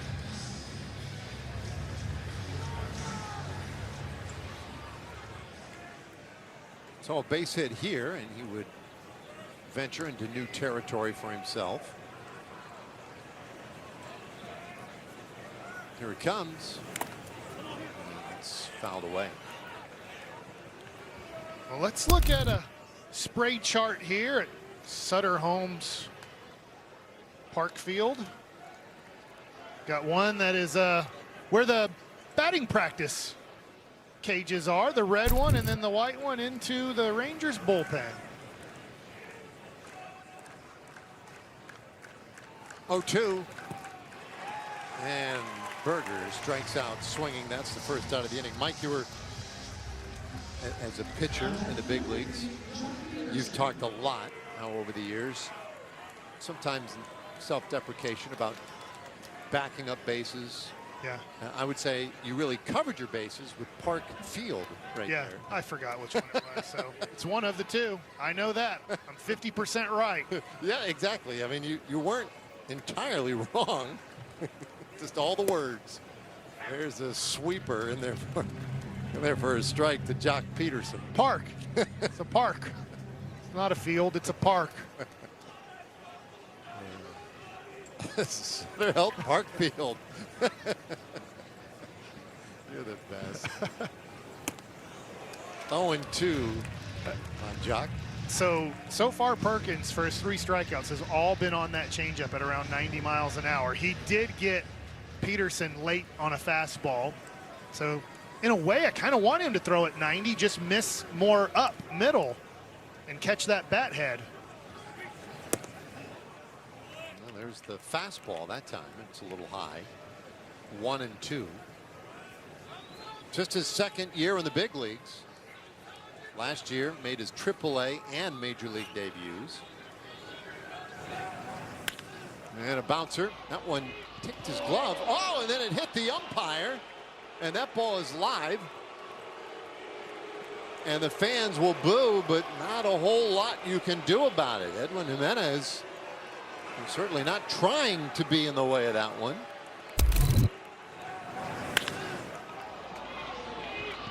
Oh. I feel bad for Jimenez and didn't get him in a great spot either, but umpires, the last thing they want to do is affect the game in a way like that. It helps out the Rangers. Now they've got a couple of base runners and only 1 out for Higashioka. Boy, does that change the look and feel of this inning. And Hickey fouls it off. You know, it's interesting. We talk about pitchers' fundamentals, fielders' fundamentals, the hitters and what they're trying to do. I really don't know as an umpire, are you supposed to watch the ball the whole way there? Because it looked like he took his eye off the ball and started looking at the fielders and where they were going to go. But I don't know what an umpire should do in that there. 0-2 on Higgy. Boy, that changeup is just a swing and miss changeup, huh? Yeah, I'd say this guy pretty impressive. Last year, as I mentioned, his AAA debut, his big league debut.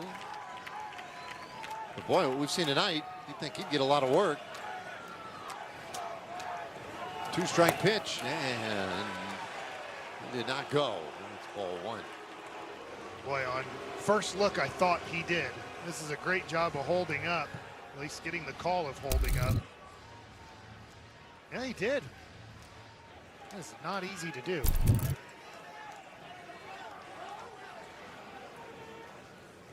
Seager at third, Peterson at first. Inside, it's 2-2. We saw Perkins last year at a 3-inning relief appearance in a ball game in late July. Came in relief of J.P. Sears, ended up taking the loss in that one.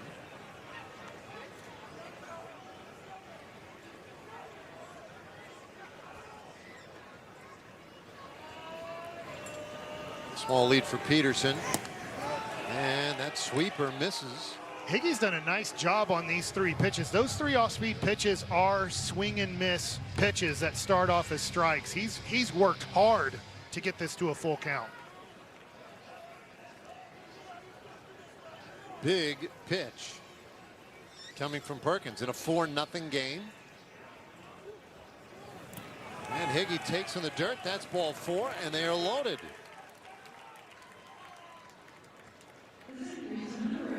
So Rangers everywhere. How about a message now from Standard Insurance? Did you just pay your insurance bill and say to yourself, I need to save money? Call, come by, or click to save hundreds, if not thousands. Don't delay, call Standard today. All right, Scott Emerson out there maybe to regain a little order. Boy, that bouncer up the middle now. Well, right now, Peterson is talking to the guy up the middle. Thanking him? Well, yeah, I'm glad that it worked out for the Rangers, but I do feel bad for Edwin Jimenez because you just don't want, he's not trying to do that. He wants to avoid the ball, wants to avoid the player. You don't see it very often, and you consider how many balls end up hit that direction. You think you would see it with a little more frequency. Well, may this be a great spot for Josh Smith. He needs a little something to get him going. A 174 average coming in, 0 for 3 tonight. And with the bases loaded, you figure Perkins will come right after him. Just like that, the count 0-2. You know what? I'll just point out he's got a battle here with 2 strikes. Higgy was able to do it. These are not easy pitches to lay off of. You have to lay off that pitch and make contact with a strike. Smith had 2 hits yesterday. The 0-2 in the dirt. Good job by Langoliers there. Saves a run. This ball spiked pretty far out in front and uses the chest protector to softly keep the ball in front of him.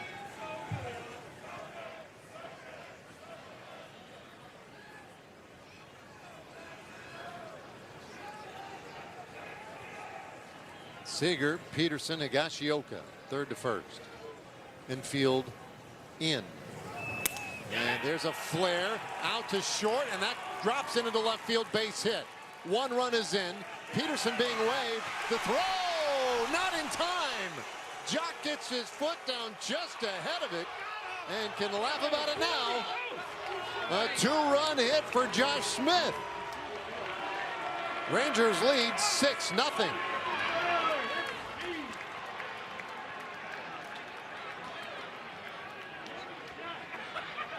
I think we're going to get a look at this one. The Athletics are challenging the safe call at home plate. Okay, well, we'll get a look at it. The A's feel like maybe they got the tag on Jock. It's a big run here. Boy, his heel's down, so I mean, Yeah. at first look, I'm leaning towards safe. Hill digs into the ground. Can't see there. Not gonna replay's not gonna help there. Oh, that's interesting. That lead foot, that right foot, did it ever touch the plate? I don't know. I mean, That's where they were trying to tag him. Yeah. And then I think he might have gotten in with a hand. Okay. I think we have our answer. Maybe not. I think he just forgot to turn off his Yeah, mic. his mic was still on. I think he was asking for another ball. Well, what an inning for umpires right now. My goodness. Smitty, we know this much. He gets a hit for it. He gets at least 1 RBI. Yeah, great job with 2 strikes. Let's see. I mean, this is going to be really tough to tell safer out here. He didn't tag him till late, right? Yeah, I don't think he tagged him until he stood up, basically. And I think the hand, that's what actually got in.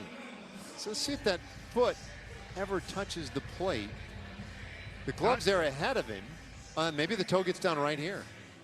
Well, no, And the hand, too. I think he's safe on both, either foot or hand. I think he's safe on both. Yeah, if you want to argue that the foot didn't touch the plate, I could hear that, but I think the hand got in. Here we go. Safe. Oakland.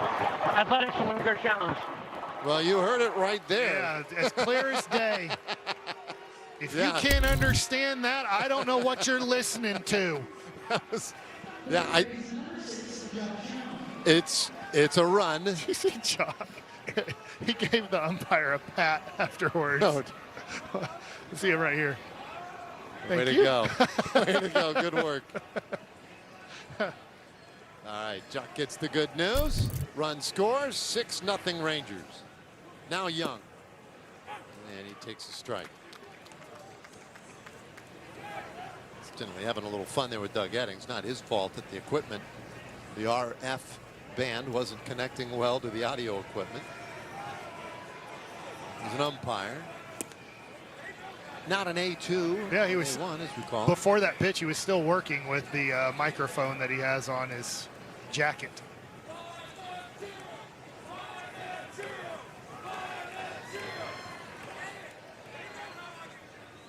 Young 0 for 3 tonight, and he takes off the plate. 2-1. I'm going to say it again.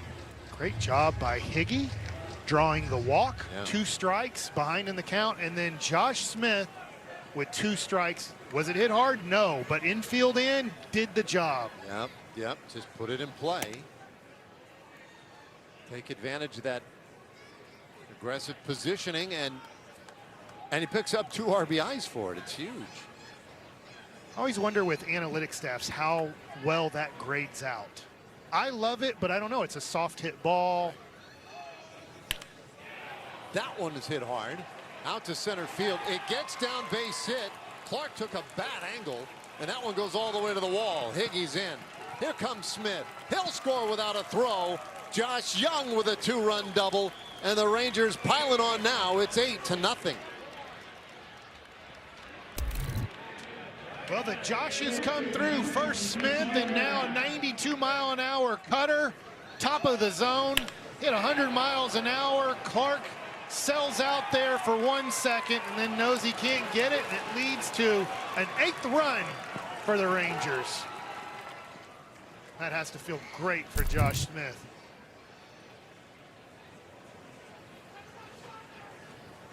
So Young out there now for Duran, and he is swinging for the downs. 0-1 the count on Zeke, who has walked today, struck out, and bounced out to the mound.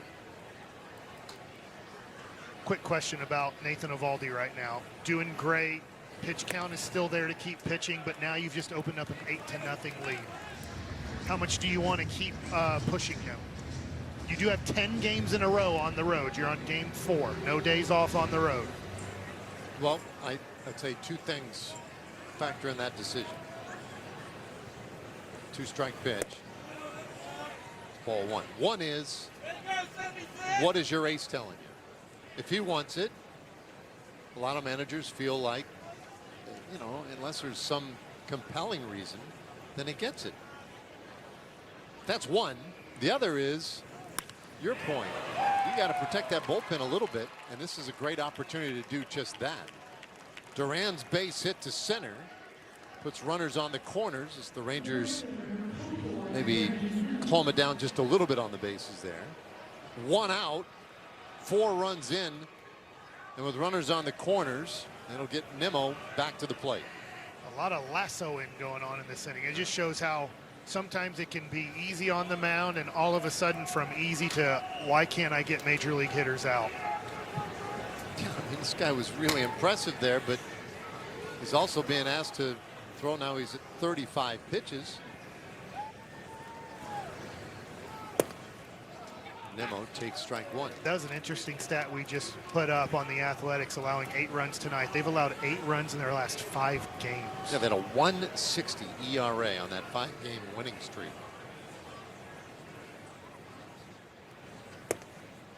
Talked about, I mean, they've gone 8-3 in their last 11 games. They've pulled into a tie for the division lead, and they've done it on the strength of pitching. Even though you look at this team and you see a lineup that is as frightening as any, but it's been the pitching. 1-2 the count on Nimmo, who's had a tough night tonight. 0 for 4 with 3 strikeouts.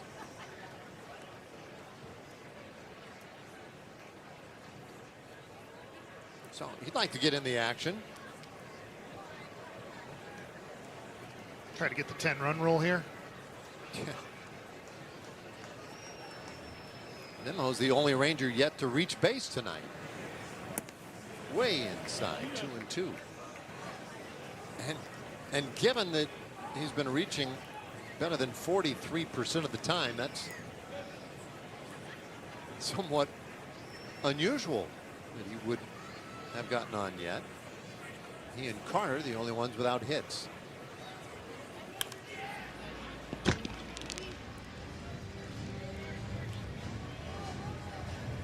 Same time, can't expect a guy to be on every single night. You're going to have an off night, and your teammates are going to give you 8 runs. It's a good night to have an off night. That's right. Foul ball. Still fouling off those 2-strike pitches. Right, even when he's not getting on base tonight, he's doing those other little things really well that have impact on the rest of the lineup.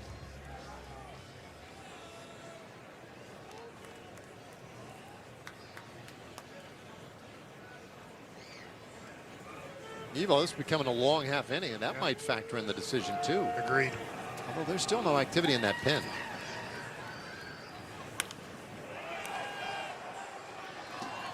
No, there is. I take it back. Well, and no matter what, 7 innings tonight, 6 from DeGrom yesterday. This is going to, I think, pay dividends the rest of this series.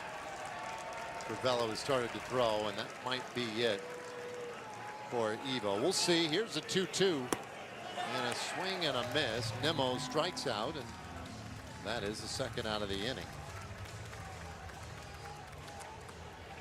It has to be rare for Nimmo that he can make contact, that this is his 4th strikeout of the game. But like we said, 8 on the board.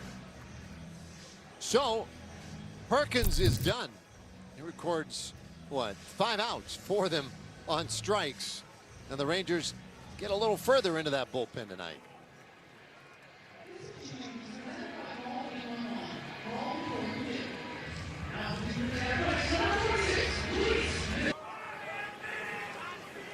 Nothing Rangers. New pitcher in the ball game for Oakland. His name is Luis Medina. It's almost everybody in the ballpark knows him by that name. He will appear in his 5th game this year. Some people would say he has funky stuff. It's cold. Strike pitch and count 0-2. So while that pitching change was occurring, Eovaldi got the final news. He's done. So he was open, but this long half inning kind of blew his chance to go any deeper tonight. The 0-2.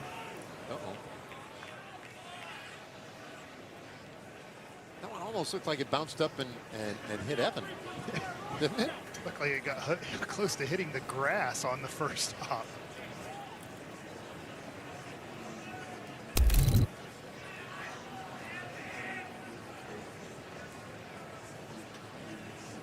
It doesn't have to hit you in the air, but once it hits the catcher, it doesn't count as a hit by pitch. That is true.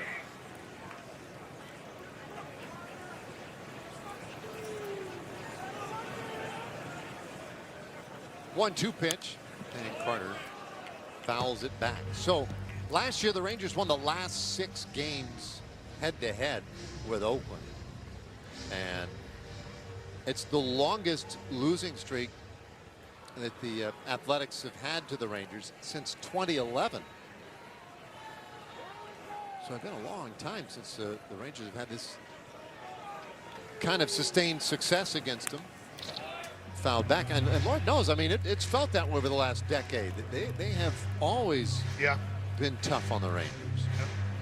There's a saying sometimes in Dallas-Fort Worth, never count out the A's. They always seem to make a run. It just felt like for decades they would always make a run in August and September. 1-2 pitch, bounced down to first. Kurtz steps on the bag, and that ends the inning, but the Rangers add 4 more runs.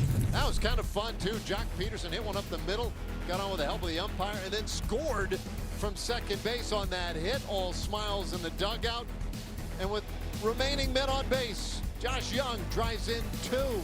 Rangers lead at 8-0. We head to the bottom of the 8th, 8-0 Rangers, and we have our first call, our Standard Insurance call to the bullpen. And Standard Insurance, we love you, but this should be your only call tonight. It's Luis Curvelo, 2 games so far this season, 6 ERA. His job is to have nobody else pitch in this game for the Texas Rangers. Now, maybe I'm wrong. Maybe Skip wants to use somebody else for an inning, but it would be great just to use Curvelo for 2 innings and everybody else have the night off. Well, I think it's a good point. I mean, that is definitely part of the plan, right? Is limit that exposure as much as possible. Zach Geloff hitting for Denzel Clark. And Curvelo fires in another one, and he gets ahead 0-2. Curvelo, for me, sometimes he does get hit, but he seems to always be aggressive throwing strikes. He does not in any way doubt his stuff, right? I mean, he'll sling it right at you, and that one is outside. 1-2. I like it. Like, he comes at you when you're standing in the batter's box. he comes at you like he's 6'10", 300 pounds, and throws 120. And he gets a curveball past Geloff for the strikeout. That might have been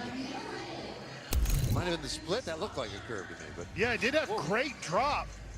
Now it registered as a split finger.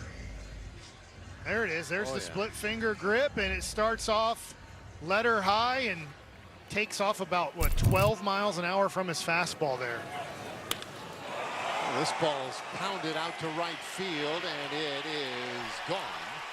Lawrence Butler jumps on the first pitch he sees, and it will not be a shutout tonight. Solo shot for Butler. It's 8-1. A lot of talent in that young man. 2024, the second half of the season, it looked like he was on his way to stardom. Last year, a tough year. This year, he's off to an okay start. Hit this one well enough, 103, and that one's probably going to be out of most parks where he hit that ball. Good swing, and now Kurtz. And Crivello pretty close with that one. Ball one. Got the elephant chain and the elephant mask for the home runs. The indignities that one must suffer when homering here. High fly left field, and that's a playable ball for Zeke, and there are two gone. Two things about that ball. One, that shows how much the ball carries here, and two, that shows how strong the big Amish Kurtz is hitting the ball. I didn't think he hit it well at all, and that ball got to the track. Well, he must have hit that with like a 45-degree launch angle or higher. So here's Langoliers. Crivello goes with a slider there, strike, or rather, ball one.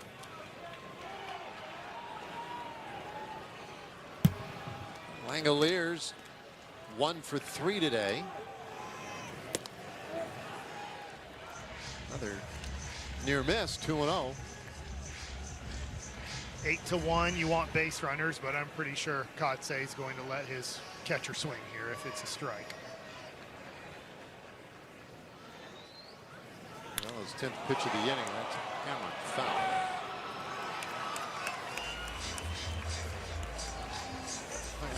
Even the Langoliers foul balls scare you.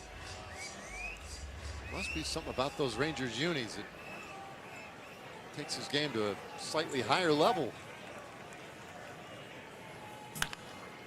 Ground ball, left side of the infield. Sliding stop, Young. And the quick throw to first. It pulls off Berger. Langoliers is aboard. And Young, there was just a slight bobble on the exchange when he got up. Yeah, and I don't know this, but it looks like he's looking at his hand. I wonder when it hits the ground if he picks up mud on his hand. Watch his dive here, and that throwing hand kind of run on the ground right here, and maybe he has a lot of mud, dirt on his hand, and just wasn't able to accurately throw the ball to first. Infield hit. And now Soderstrom takes outside.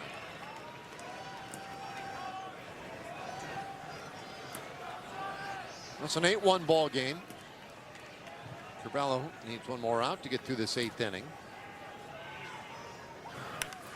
And Soderstrom is just obliged with a pop-up into short left field. Duran is there, and the inning is done. The A's get on the board on the Butler home run. But we're headed to the 9th in Sacramento. Rangers up 7.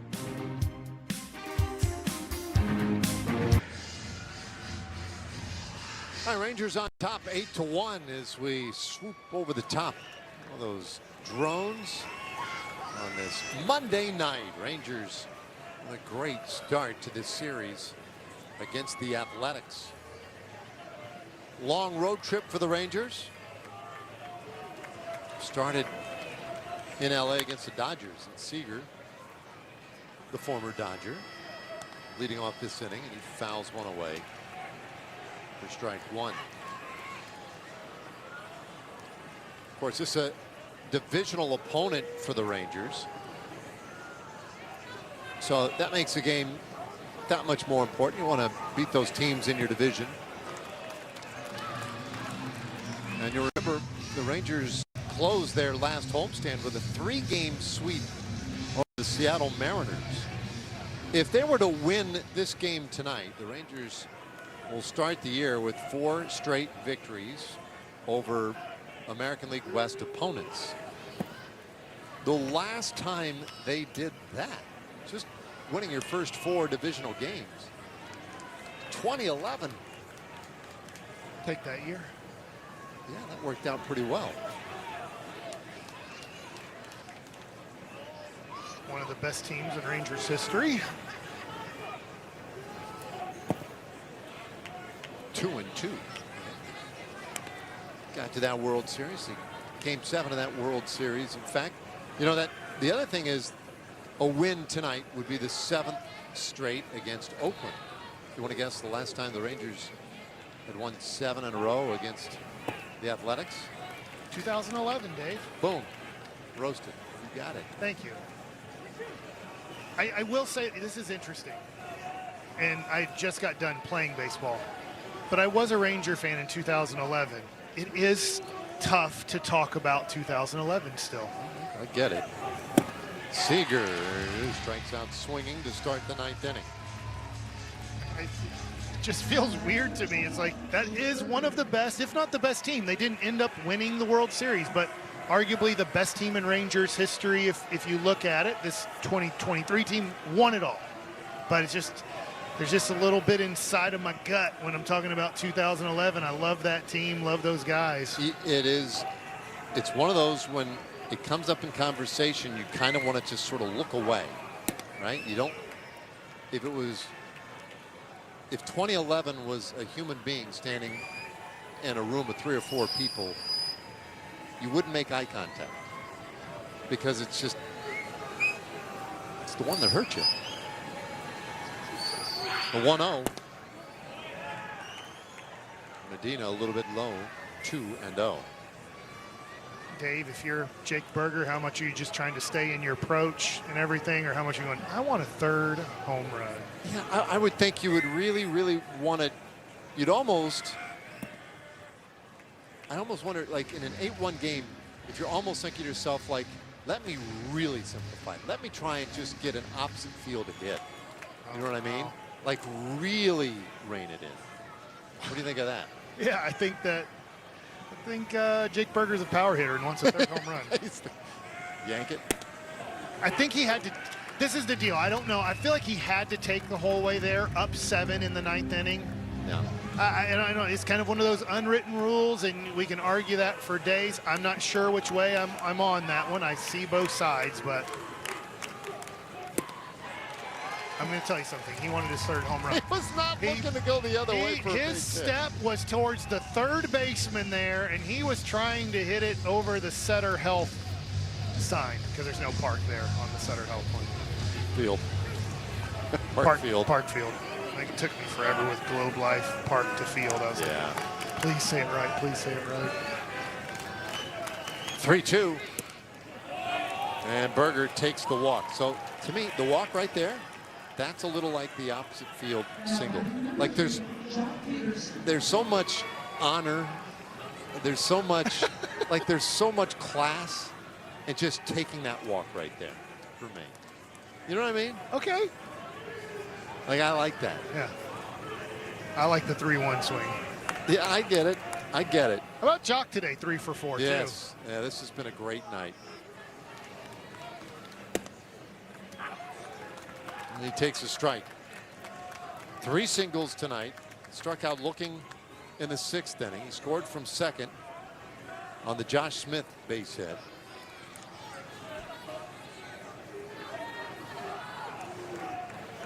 One strike pitch, and that's inside. Oh, they want a challenge.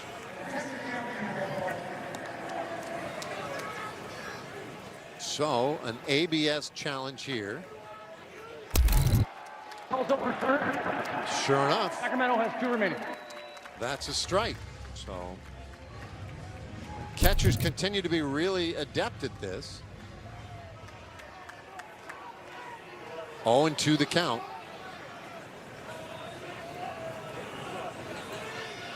Whoa, that one gets away. Goes to the backstop. Berger will jog to second. Oh, that one hit Jock? No. I don't think so. No, he's sorry, he picked up the mask. Boston wins the catcher.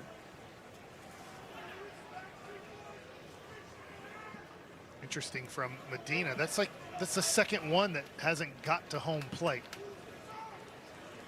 Well, he trusts Wins to block those. Or he's squeezing it a little tight. The 1-2 pitch. It's pulled down the first baseline. Scooped by Kurtz. He'll go to the bag. And that's the second out of the inning. But Peterson makes it to, pardon me, Berger makes it to third.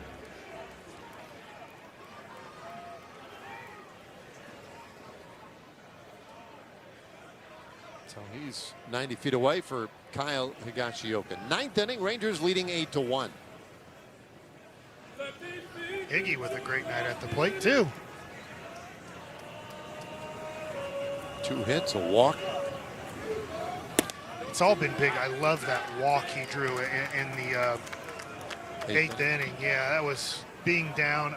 I know it was 1-2. I can't remember if it was 0-2, but he took 3 tough pitches and laid off to get that walk. Medina's 1 strike offering, and that's way outside. 100 miles per hour. Watching Medina, he's on the mound, he's called a pitcher, but watching him pitch, to me, he's more of a thrower. He's here because he throws hard. I don't know if he really knows what he's doing yet on the mound.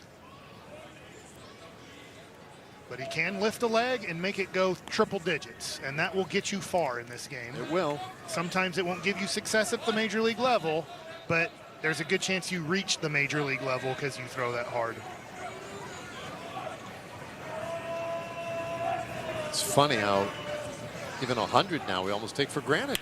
2-1, and that one's lined right to short, and it ends the inning. The Rangers will leave a man at third. Bottom of the ninth coming up. The Rangers 3 outs away from taking game 1 of this series against the A's.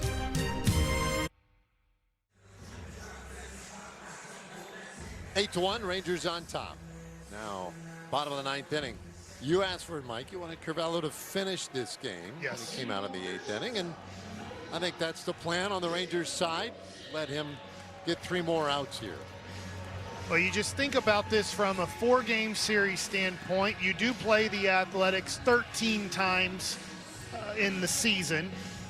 This is just for your guys that are maybe more high leverage guys. Even, here you don't want anybody warming up. You don't want to have to make a phone call to get anybody's arm loose. So 4 games this week here. That's a lot of time for teams to get familiar with one another. When we go back home off this road trip, the second team to come through town will be the A's again. So this one hit hard out to left field, and that one tracked down out there by Haggerty for the first out of the ninth. The Rangers do put Haggerty in out there to strengthen the defense just a little bit. That's another great point, though, is how quick you play. I know we're not playing Seattle here, but playing Seattle quite a bit here in April, and then playing the Athletics, and I always have to concentrate too. I can tell you're concentrating because you want to say Oakland. I don't know if I'm ever going to get over like that, but yeah, you play the Athletics 7 times here in the month of April. Yeah, it's a really close proximity, a lot of these divisional games, so you want to be a little careful that way. McNeil now 1 for 3, and he watches one off the plate.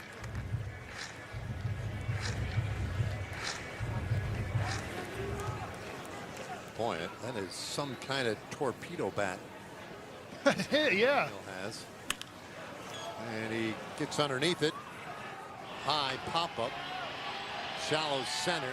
Seager gets way out there to make the play. I feel like after the other day when Young and Seager didn't have the best communication and an easy out ended up being a base hit, Yep. that Seager, and you've pointed this out, he's decided if I can catch it, I'm the shortstop, I'm going to catch Yep, it. I'm done, haggling over whose ball it is. They're all mine. If I can get to it, I'll take it. So Crivello needs one more. Hernandez takes off the plate, ball one.